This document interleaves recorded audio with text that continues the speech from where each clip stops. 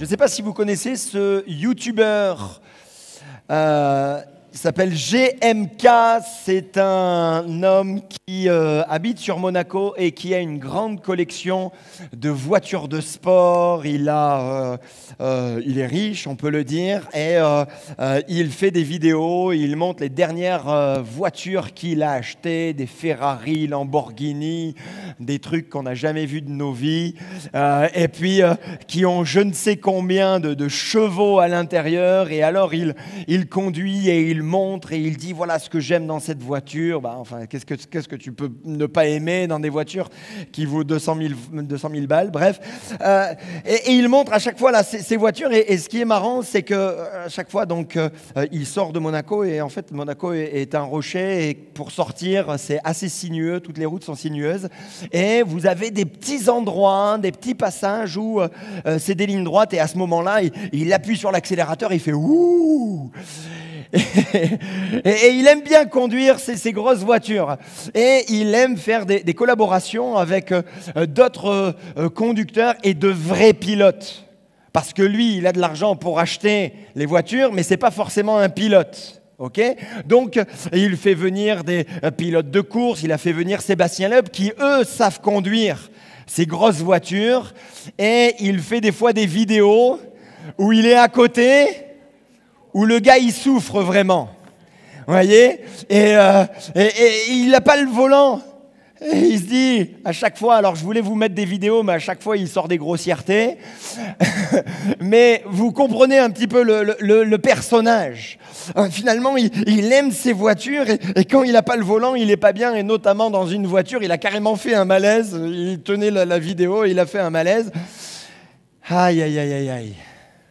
Il veut tenir le volant. Mes amis, je crois qu'il y a beaucoup de croyants qui veulent toujours tenir le volant de leur vie. Pourtant, le Saint-Esprit dit « Laisse-moi faire, laisse-moi prendre le volant, n'aie pas peur, fais-moi confiance ». Ce GMK, c'est un homme et finalement, petit à petit, il essaye de faire confiance dans la personne qui conduit. Mais nous n'avons aucune crainte à avoir quand c'est le Saint-Esprit qui nous conduit. Les croyants veulent la sécurité du salut, veulent la paix de Dieu, ils veulent la puissance de l'Esprit, mais ils ne veulent pas tout laisser au Saint-Esprit. La vraie liberté, ce n'est pas quand tu tiens le volant, mais c'est quand tu apprends à faire confiance à celui qui veut le meilleur pour ta vie, celui qui veut guider ta vie, celui qui veut enrichir ta vie, le Saint-Esprit. La loi de l'Esprit de vie en Jésus-Christ m'a affranchi de la loi du péché et de la mort. S'il y avait bien quelqu'un qui savait conduire un petit peu sa vie, qui avait même, je dirais, une vie tout tracée, une vie là sur un circuit, c'était l'apôtre Paul. Et pourtant, il dit aux Romains, la loi de l'Esprit de vie en Jésus-Christ m'a affranchi de la loi du péché et de la mort. Il a dit finalement, je sais que la meilleure des choses pour moi, c'est laisser le Saint-Esprit conduire ma vie. Parce que le Saint-Esprit ne veut pas être le passager de ta vie. Il veut être ton conducteur permanent. Et le titre de mon message ce matin, c'est « La liberté à un conducteur ». Vous savez que nous sommes dans cette grande thématique annuelle « Enfin libre ». Et ce mois-ci, nous sommes sur la liberté que donne le Saint-Esprit. On se prépare vraiment à cette semaine de jeûne et prière et nous croyons que le Seigneur va vraiment nous bénir. Et le titre de mon message pour vous encourager, pour nous encourager, parce que ça m'encourage à moi aussi, c'est que la liberté a un conducteur. Pour rentrer dans cette pleine liberté, il faut laisser le volant, il faut laisser le Saint-Esprit conduire nos vies. Parce que sans direction, c'est le chaos. La liberté sans direction, c'est le chaos. Une vraie liberté, on est pleinement libre quand on sait qu'on est dirigé par le Seigneur. Alors vous dites, oui, mais ça ne va pas ensemble, c'est très réducteur. Mais mes amis, quand on sait que le Saint-Esprit et Dieu veut le meilleur pour nous, alors très facilement on lui dit, écoute, prends tout. Je ne vais pas faire de malaise, ne t'en fais pas, Seigneur, je vais même dormir parce que je sais que tu vas bien me conduire. Alléluia.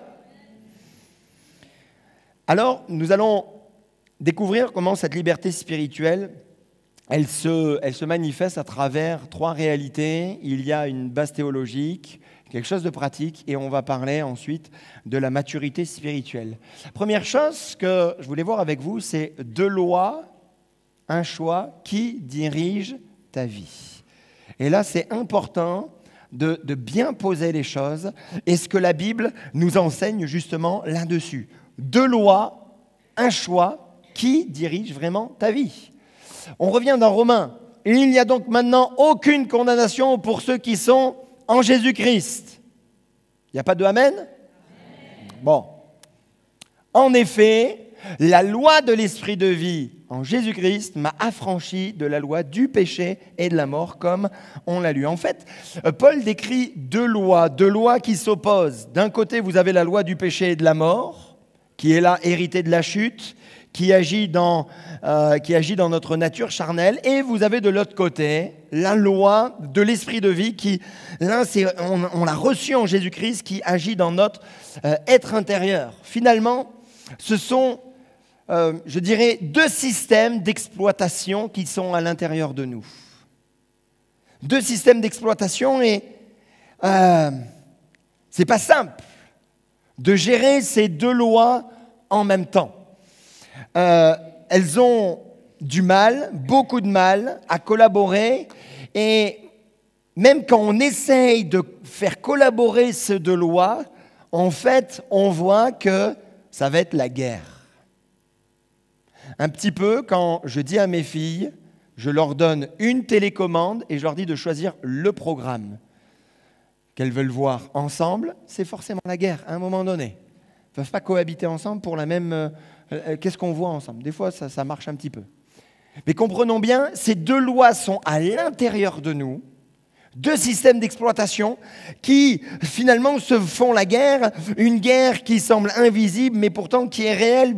Et dans Galates, on lit ceci, car la chair a des désirs contraires à ceux de l'esprit et l'esprit en a de contraires à ceux de la chair.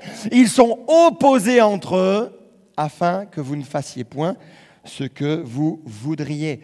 Finalement, Paul dit aux Galates, les amis, là, cette guerre qu'il y a entre la chair et l'esprit, quand c'est pas réglé, ces choses, c'est vous qui, malheureusement, n'avancez pas. Vous voudrez faire certaines choses, mais parce que vous ne réglez pas, là, ces 2 lois, vous ne choisissez pas entre les 2, alors vous ne pouvez pas être pleinement libre et vous ne pouvez pas faire tout ce que vous voulez.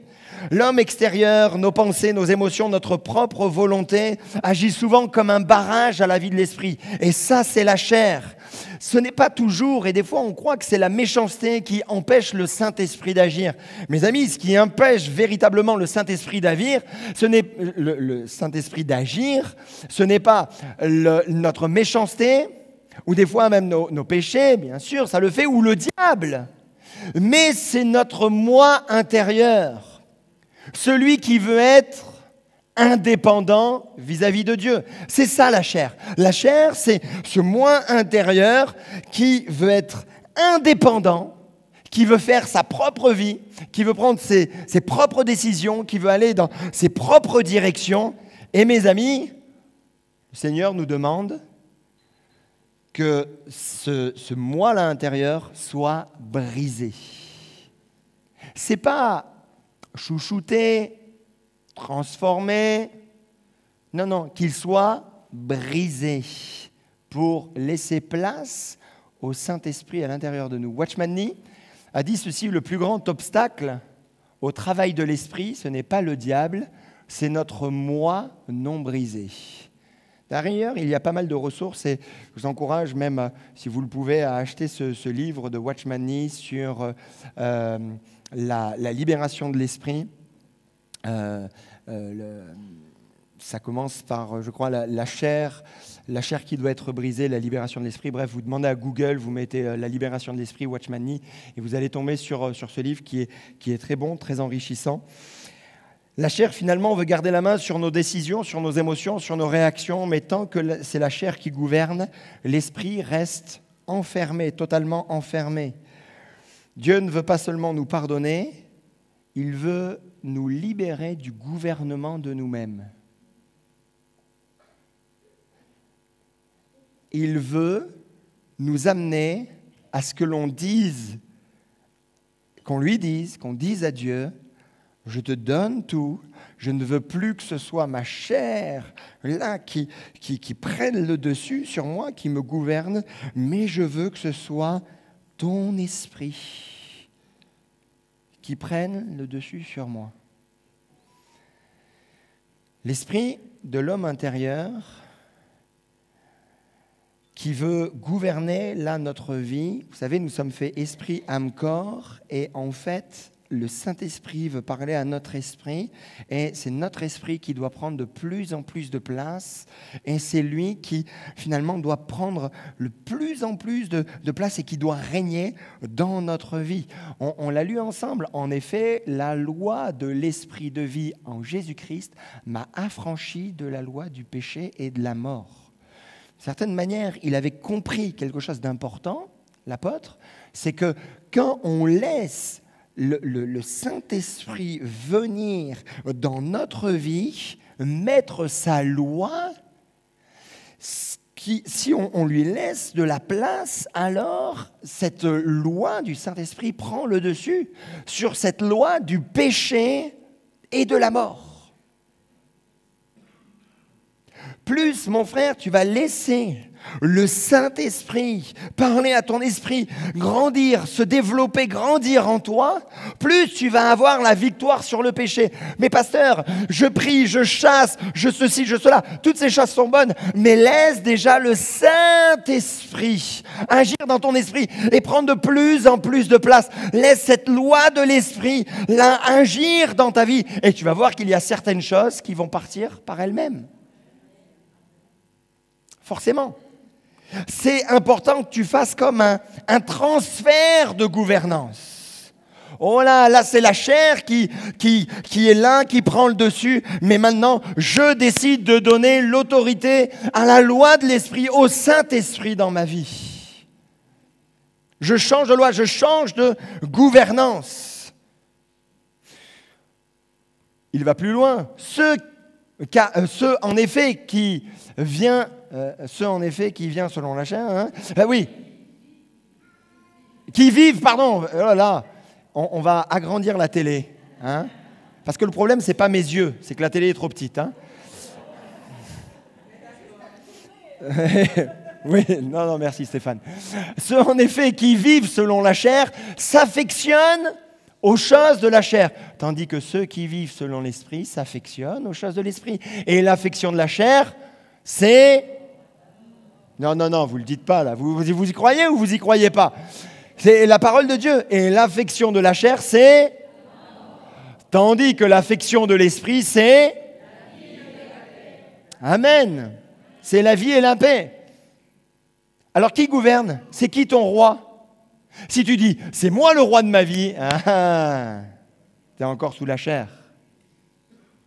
Si tu dis, par contre, mon roi, c'est l'Esprit de Dieu, c'est Dieu, là tu laisses la place à l'Esprit et là tu changes de gouvernance.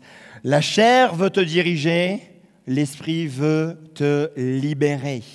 La liberté ne vient pas d'une prière magique, elle vient d'un choix continuel de soumission à l'Esprit. Je le répète, ça vient d'un choix continuel de soumission à l'Esprit.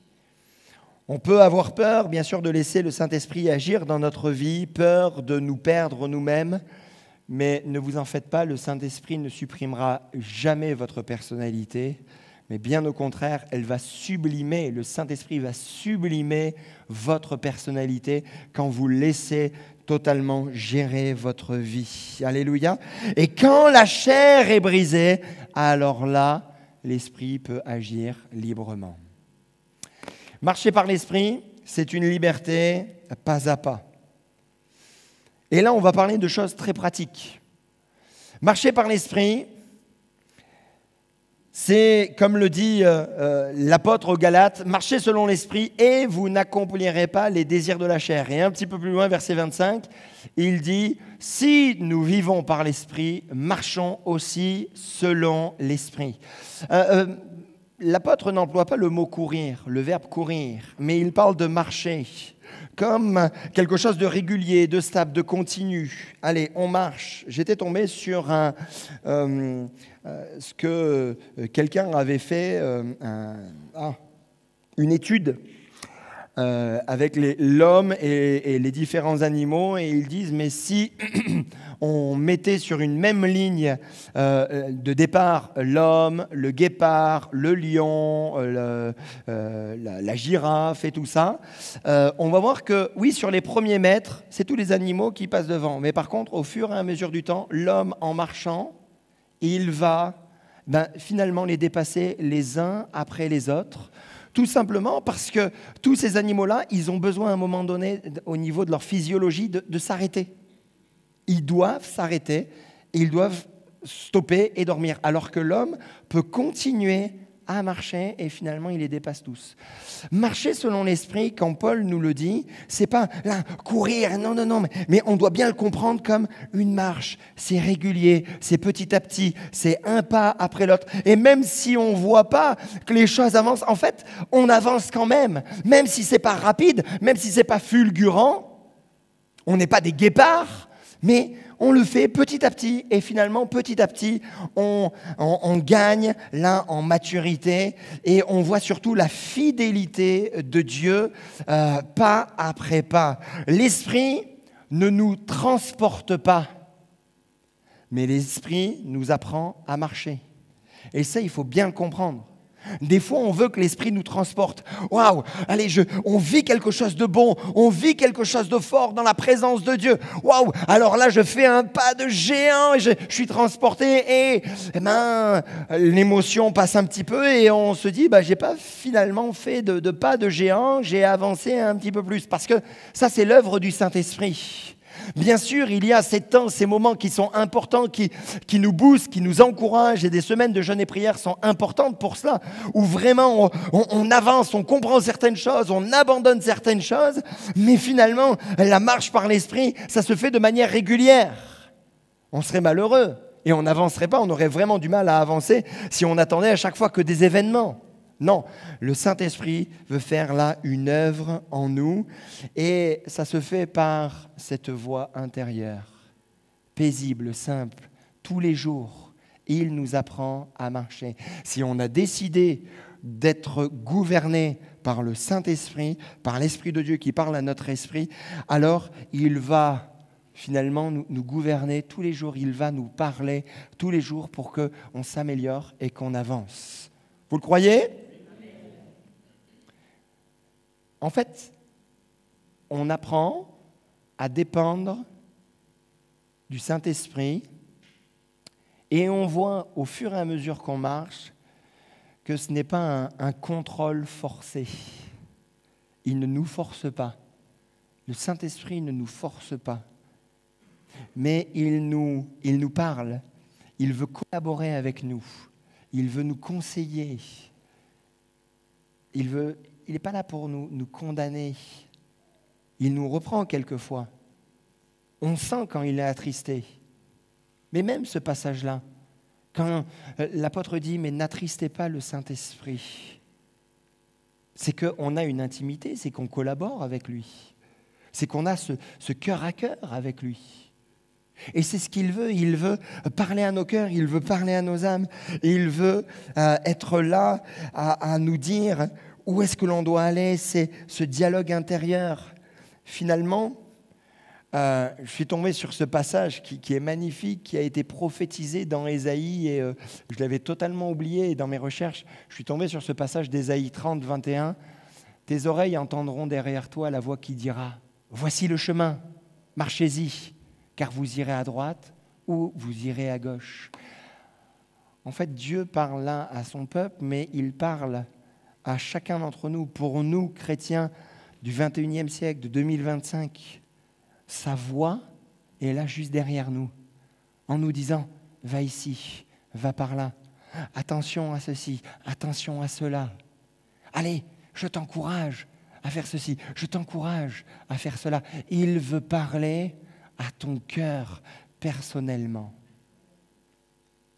Et ça, c'est d'une manière pratique. Alors c'est, Seigneur, aide-moi à bien ouvrir mes oreilles et à bien discerner, on en parlera tout à l'heure, mais discerner ce qui vient de toi et ce qui ne vient pas de toi. Finalement, c'est comme un GPS spirituel. Tant que tu es connecté, la direction, elle est claire. Mais si tu coupes le signal,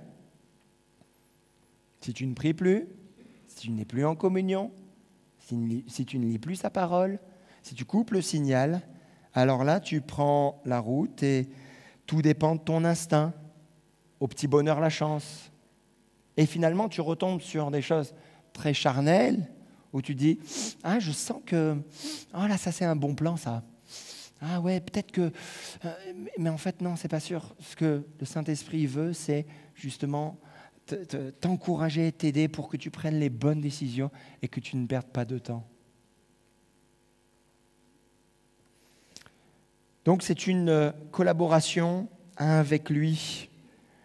Laisse cette vie intérieure, ce contact avec Dieu, cette relation intime avec Dieu, te diriger et prendre le dessus sur l'extérieur, sur ta vie, qu'il te montre ce que tu dois abandonner, ce que tu dois faire. Et il va te dire là comment faire, où aller, même si des fois on ne comprend pas, même si des fois on ne saisit pas. Mais Seigneur, je décide de te faire confiance parce qu'on l'a dit tout à l'heure, je te laisse le volant, c'est toi qui gouvernes et je me mets sous la loi de l'Esprit. C'est pour ça que Paul dit, car c'est Dieu qui produit en vous le vouloir et le faire selon son bon plaisir. Donc là, ce passage m'interpelle, selon son bon plaisir. Il te semble bon de faire ceci, mais il est roi. Et s'il est roi, oui, c'est selon ton plaisir, Seigneur. Alors il faut une sacrée dose de foi, je le conçois. Mais quand on commence à laisser la place là au roi des rois, et là, le Saint-Esprit parlait à notre cœur et dirigeait notre vie, et quand on voit qu'à chaque fois quand c'est dirigé par lui, c'est bon, ça nous fait du bien, et bien on va lui dire, prends encore plus de place, prends encore plus de place. Et là, on peut le dire de tout notre cœur et on peut le chanter. Tu es le roi, nous te couronnons, tu règnes sur ma vie. Et là, tout prend sa grandeur, sa beauté, son intérêt dans notre propre vie. Gloire à Dieu. Alors maintenant, on va aller un petit peu plus loin, puisqu'on parle de choses très pratiques, très simples, mais on doit aller aussi un petit peu plus loin et avoir ce discernement. Et le discernement, c'est la clé pour entrer dans la vraie liberté. Avoir ce discernement. Il est dit ceci, « Heureux l'homme qui ne marche pas selon conseil des méchants, qui ne s'arrête pas sur la voie des pécheurs et qui ne s'assied pas en compagnie des moqueurs, mais qui trouve son plaisir dans la loi de l'Éternel. » Le premier psaume commence par ça. Heureux l'homme qui quoi? Heureux l'homme qui ne marche pas selon le conseil des méchants, qui ne s'arrête pas sur la voie des pécheurs, qui ne s'assied pas en compagnie des moqueurs. Ce n'est pas un arrêt brutal, mais c'est une glissade douce. Et ça, c'est la chair qui est là, qui veut finalement nous faire tomber, nous faire chuter doucement. Il y a ces trois verbes qui ne marchent pas, qui ne s'arrête pas et qui ne s'assied pas. On voit que, on commence à marcher avec les méchants, et puis on s'arrête, et puis on s'assied. Pour finalement ne plus avancer. Et là, ça nous parle de différents niveaux d'influence. On commence à écouter la voix des autres, ou on commence à écouter la voix de notre chair, on s'habitue à leur mode de vie, et puis on s'assoit, on adopte leur mentalité.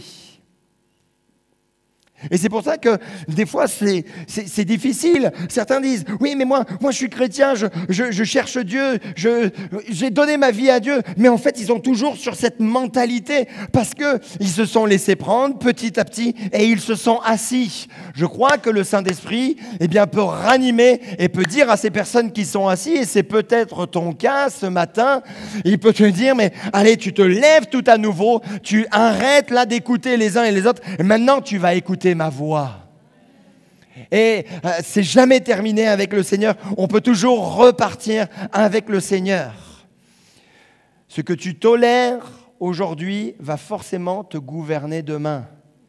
Et de manière très pratique, je dirais, quand on commence à écouter certaines choses et que ça vient titiller notre chair ou nous rappeler certaines choses de notre chair, on se dit, tiens, on va commencer à marcher avec eux. On va commencer à marcher avec cette mentalité, avec ces choses-là. Mais en fait, on n'a pas l'impression, mais on croit qu'on maîtrise encore. Mais en fait, sans s'en rendre compte, on s'arrête sur notre vie spirituelle et même on s'assoit, on ne bouge plus. Et là, on est à la merci de l'ennemi de notre âme. Finalement, le Saint-Esprit nous avertit toujours. Il nous avertit toujours avant de nous asseoir. Il nous parle d'une manière ou d'une autre. Il nous parle. Et quand nous sommes vraiment sur la pente descendante, là le Seigneur ne nous parle pas, mais il crie. Il crie à nos oreilles. Il fait comme des électrochocs. Parce qu'on a donné notre vie au Seigneur, on s'est confié en lui et il a changé notre cœur, notre mentalité. Il y a plein de choses qui ont changé et puis on se laisse prendre et c'est là où il insiste petit à petit. Il parle à nos cœurs tranquillement au début, puis après c'est un petit peu plus fort, puis un petit peu plus fort. Et il parle à travers tellement de personnes. Tellement de moyens, il parle directement à nos cœurs. Maintenant, le plus important, c'est écouter la bonne voix. Parce qu'on est dans un monde où on est saturé de messages, où on entend ceci, on entend cela. Mais le Seigneur dit, mes brebis entendent ma voix, je les connais et elles me suivent. Seigneur, dans toutes ces paroles que j'entends, c'est quoi ta voix? C'est quoi ta parole? Qu'est-ce que toi tu veux me dire?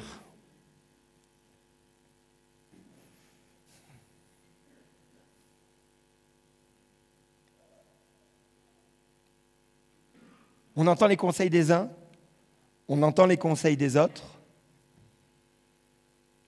Mais Seigneur, qu'est-ce que toi tu veux dire? J'aime bien cette musique et même cet artiste qui s'appelle Mick. Et dans une de ses chansons, il commence et il y a plusieurs voix là qui parlent. Allez, fais plus de clips, fais plus ceci, fais plus cela, fais plus de collabs, fais plus de ceci. Au niveau artistique, là, c'est un artiste chrétien. Et à un moment donné, il dit, mais toi, tu veux quoi, chef? Tu veux quoi? J'entends des choses, j'entends des conseils qui, des fois, semblent bons. Mais Seigneur, c'est quoi ta voix? Qu'est-ce que toi, tu veux? Qu'est-ce que toi, tu veux me dire? Où est-ce que tu veux me conduire? Seigneur, apprends-moi à discerner ta voix. Je sais que les émotions sont là, les opinions, la culture, certains conseils, mais seules les brebis reconnaissent la voix du berger. Seigneur, où es-tu? Seigneur, je veux te chercher. Seigneur, je veux te parler. Seigneur, parle à mon cœur. Je veux entendre ta voix. Je veux entendre ta voix. Je veux que ma qualité d'écoute puisse évoluer. Et Seigneur ne veut pas plus de quantité de prières. Mais ce qu'il veut, c'est une meilleure qualité d'écoute pour nous. On peut passer des heures à prier sans l'écouter lui. Mais Seigneur, des fois, veut nous dire, mais arrête, fais même moins de prières, mais écoute-moi plus. Écoute ma voix. Écoute-moi. Je reprends aussi, je ne l'ai pas noté, mais ce qu'a écrit Watchman Nee justement dans son livre. Il disait « Un croyant spirituel n'est pas celui qui agit beaucoup, mais celui qui sait d'où vient l'impulsion de ses actions. Un croyant spirituel n'est pas celui qui agit beaucoup, mais celui qui sait d'où vient l'impulsion de ses actions. Être libre, ce n'est plus être influencé par la peur, comme on l'a vu, par le monde, comme ça a été vu la semaine dernière, par la mode ou par les émotions, mais par la paix intérieure que nous donne le Saint-Esprit. Et la paix de Christ, à laquelle vous avez été appelés pour former un seul corps, règne dans vos cœurs. En fait, comment on sait qu'on a changé de loi et qu'on marche là avec le Seigneur? C'est quand on a la paix dans le cœur. Mes amis, tant qu'on est dans la confusion, tant qu'on n'est pas dans le repos, c'est qu'on entend plein d'autres voix, mais pas celle du berger. Parce que quand le berger parle, il nous rassure. Quand le berger parle, il met la paix dans nos cœurs. Quand le berger parle, on se sent bien, on se sent à l'aise. Soyons attentifs à la voix du berger, à écouter sa voix. Important aussi d'avoir un bon regard. Un bon regard, et là, c'est dans une discussion que j'ai eue avec mes filles un soir, après une lecture biblique, l'arbre du jardin d'Éden. Finalement, le regard oriente la marche. Dans le jardin d'Éden, 2 arbres symbolisent 2 logiques spirituelles. D'un côté, vous avez l'arbre de la connaissance du bien et du mal. Je ne sais pas s'il était comme ça, mais en tout cas, voilà. J'ai trouvé ça sur Internet.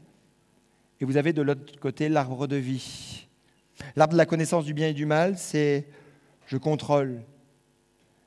Je laisse mon raisonnement. Je suis autonome, je suis indépendant de Dieu. L'arbre de vie, je dépends totalement de lui, je lui fais confiance. Ève a regardé l'arbre de la connaissance et ce regard a nourri le désir a conduit à l'action et l'action a mené à la séparation de Dieu, d'avec Dieu. Mais tout a commencé par un regard mal orienté. Nina me dit, mais comment se fait-il que Dieu a créé l'arbre de la connaissance du bien et du mal? Elle dit, pourquoi Dieu a tenté Adam et Ève? Bonne question, ma chérie. On va appeler ta mère.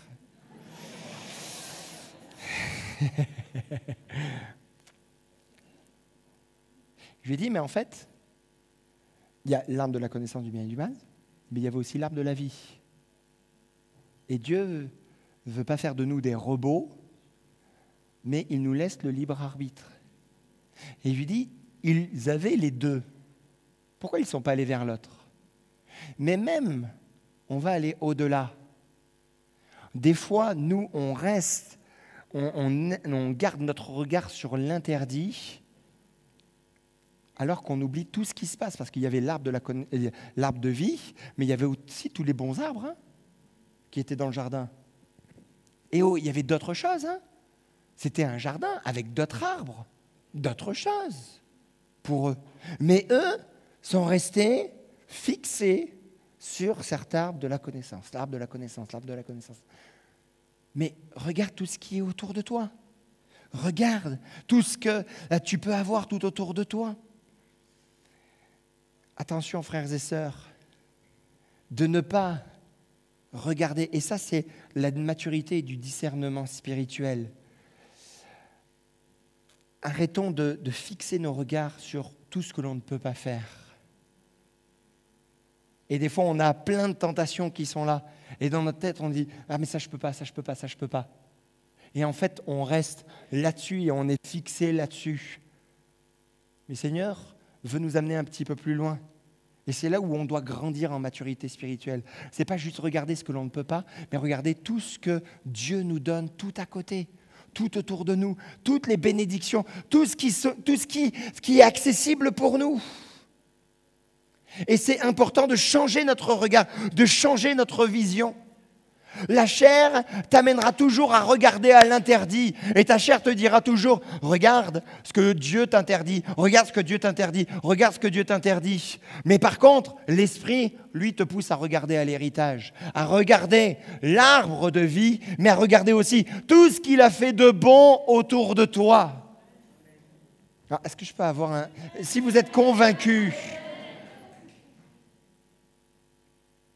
Frères et sœurs, les tentations, ce n'est pas parce qu'on a donné notre cœur au Seigneur que ça y est, il va enlever toutes les tentations. Non, les tentations, elles sont là, elles sont dans le monde. Mais par contre, il nous dit, moi je te donne mon esprit, tu as une nouvelle loi, une nouvelle gouvernance. Et maintenant, moi je vais te montrer tout ce qui est bon. Mais il faut que toi aussi, tu prennes la décision dans ton cœur de ne pas regarder que les interdits, mais de regarder toutes les autres bénédictions. Il n'y avait qu'un seul arbre pour la chute. Qu'un seul. S'il avait dit, j'ai disposé des petits pièges dans le jardin d'Éden. Oh là là, je ne vais pas tout vous dire. Non, juste un. Regardez les autres bénédictions. Ne regardez pas à ceci, cela. Regardez toutes les bénédictions, tout ce que Dieu peut vous donner. Et si on revient au psaume 1, à un moment donné, il est question de cet homme qui ne marche pas et tout ça, mais qui est là, au bord de l'eau. Il est comme un arbre planté près d'un courant d'eau. Et puis il y a cette phrase qui, moi, me touche, m'interpelle. Tout ce qu'il fait, lui réussit. Tout ce qu'il fait, lui réussit. Parce qu'il marche simplement par l'esprit. Petit à petit, il marche par l'esprit. Et tout ce qu'il fait, lui réussit. Oh, c'est pas des fulgurances. Oh, il va pas sur la lune comme ça, dans une fusée. Mais non, mais il marche petit à petit. Mais par contre, tout ce qu'il fait, lui réussit. Et il y a de la réussite, il y a la bénédiction qui est là. Malgré les combats, malgré les difficultés, malgré les souffrances, comme on a entendu jeudi soir, c'était excellent. Il faut venir le jeudi soir. En plus, c'était Manu qui prêchait, là, c'était magnifique. Oui, pas vrai, hein, ceux qui étaient là. Ah oui. Et oui, malgré les souffrances, tout ce que on fait, eh bien, nous réussit parce qu'on est sensible là au Saint-Esprit. Même dans les saisons qui semblent des saisons de sécheresse, on devient même fécond. On devient même une bénédiction, même dans les moments difficiles. Même dans les moments difficiles. Moi, je repense à cette jeune qui m'a tellement interpellé, Marjorie, qui vivait, je vous en ai déjà parlé, mais ça m'a tellement marqué dans mon cœur. Cette sœur, c'était la galère. Il y avait de l'alcoolisme chez sa maman. En plus, le cancer là, est tombé sur la maman. Elle portait tout par elle-même. Mais elle continuait à prier pour les uns, pour les autres. Elle était une vraie bénédiction. Et je me dis, mais même dans des saisons qui semblent sèches, on peut porter du fruit, on peut être fécond. Alléluia.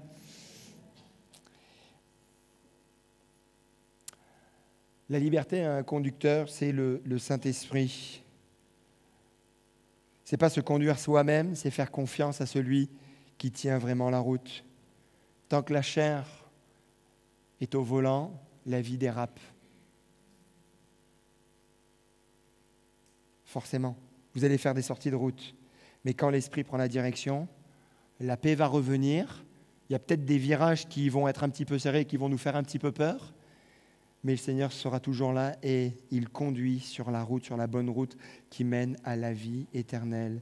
Alors, être libre, ce n'est pas tout contrôler, mais c'est laisser le volant au Saint-Esprit. Et croyez-moi, quand on laisse le volant au Saint-Esprit, on connaît la véritable liberté et on n'est pas enfermé, on n'est pas... Et ça, c'est notre chair qui nous dit, oui, mais si tu laisses la place au Saint-Esprit, si tu laisses la place à Dieu, tu vas voir, tu vas être enfermé. Mais non, en fait, il y a une telle liberté. On se sent tellement bien, tellement libre. Et le Seigneur, eh bien, il nous laisse même faire des choses simplement. Sans qu'on tombe dans le péché, mais il y a une liberté. On est bien. Je ne sais pas comment vous le dire, mais moi, je suis trop bien avec le Seigneur. Hein. Voilà, il y a le Seigneur, après il y a Stéphanie qui fait aussi beaucoup, mais d'abord, c'est le Seigneur. Hein. Eh oui, car tous ceux qui sont conduits par l'Esprit de Dieu sont fils de Dieu. Tous ceux qui sont conduits par l'Esprit de Dieu sont fils de Dieu. Ah, ce verset, il fait mal. Hein? Tu te déclares enfant de Dieu, tu te déclares fils ou fille de Dieu, laisse-le conduire. Laisse-le conduire. Laisse-le conduire.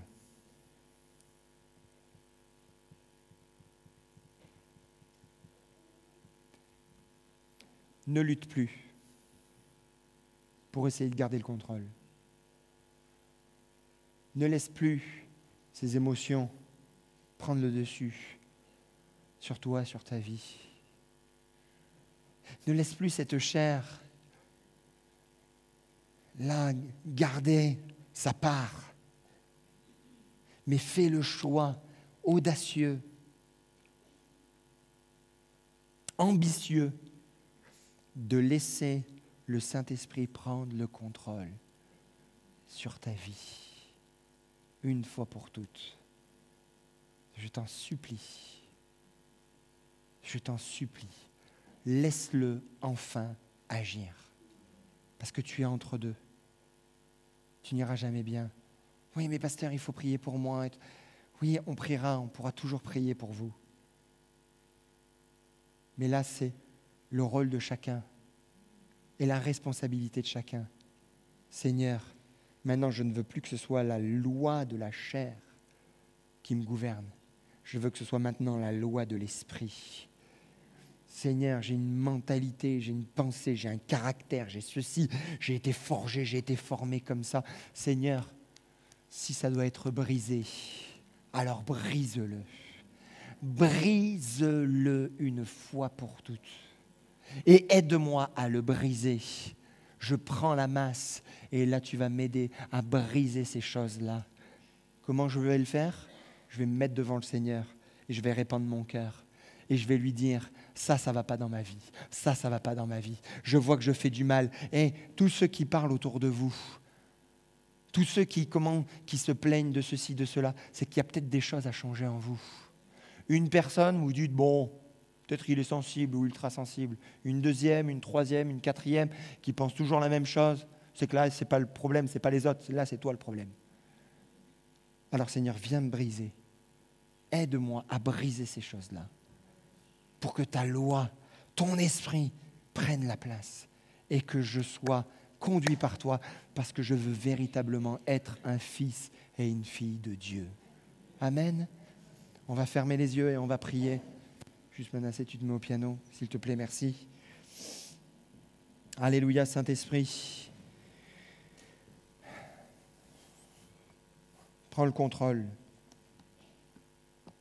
Prends le contrôle de ma vie.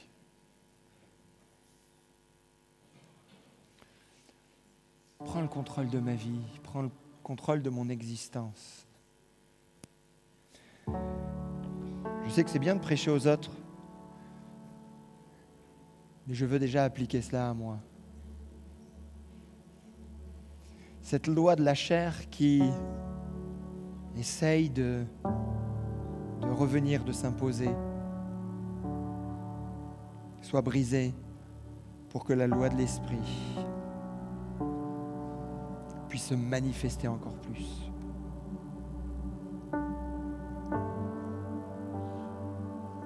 J'ai appris à conduire ma vie grâce aux bons tuyaux des parents, de papa, de maman, des expériences de la vie et d'autres personnes qui sont venues dans ma vie et qui sont ressorties. Je veux dire que je suis un conducteur, mais finalement le vrai pilote, c'est toi. Toi, tu sais conduire. Tu sais conduire beaucoup mieux que moi. Alors prends le volant. Prends le volant, Seigneur. Alléluia. Est-ce que là, à nos places, on peut avoir ce cœur à cœur là avec le Seigneur en lui disant, prends le volant. Je ne veux plus que ce soit mon caractère, je ne veux plus que ce soit là mes émotions qui me gouvernent. Je ne veux plus que ce soit mes peurs, comme on en a parlé. Je ne veux plus que ce soit la mentalité du monde, comme ça a été dit, qui me gouverne. Et Saint-Esprit, conduis, pilote. Prends le volant, prends les pédales, prends le levier de vitesse. Seigneur, prends tout. Je ne sais pas ce qui est derrière ce virage qui vient devant moi. Je ne sais pas ce qu'il y a après cette ligne droite. Je ne sais pas ce qui se passe après cette descente. Je ne sais pas ce que tu me réserves après cette montée. Mais je sais une chose, c'est que si c'est toi qui me conduis, alors je suis en paix, alors je suis rassuré.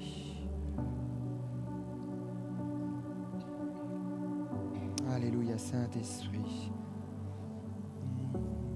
Alléluia. Pendant qu'on laisse la musique, je vous laisse là le temps pour vous reconnecter avec Dieu.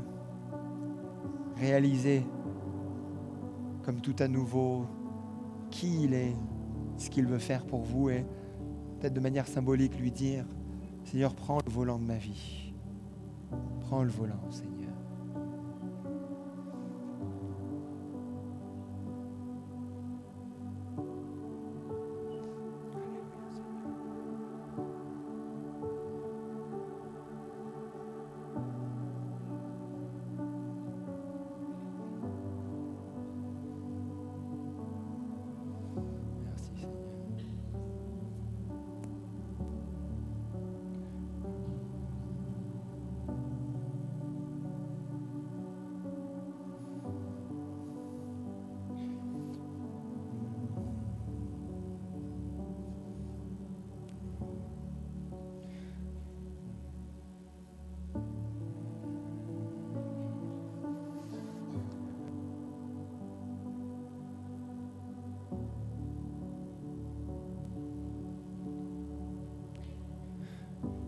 Alléluia. Seigneur, prends mon âme. Prends mon cœur. Je te donne tout, Seigneur.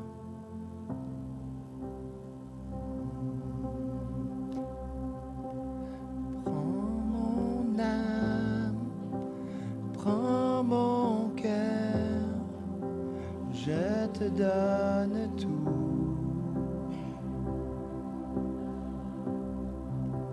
Prends mon âme, prends mon cœur, je te donne tout. Prends ma vie, me voici. Prends ma vie, me voici, je te donne tout. Mon cœur est à toi. Mon cœur est à toi. Oui, tout à toi. Prends mon âme, oui, prends mon cœur. Mon âme, prends mon âme, prends mon cœur, je te donne tout.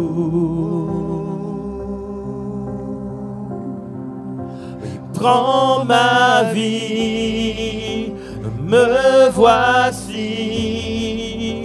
je te donne tout. Mon cœur est à toi. Mon cœur est à toi. Tout à toi. Oui, mon cœur est à toi, Jésus.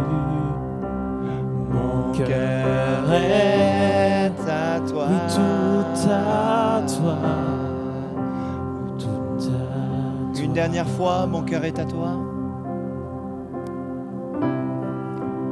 Mon cœur est à toi.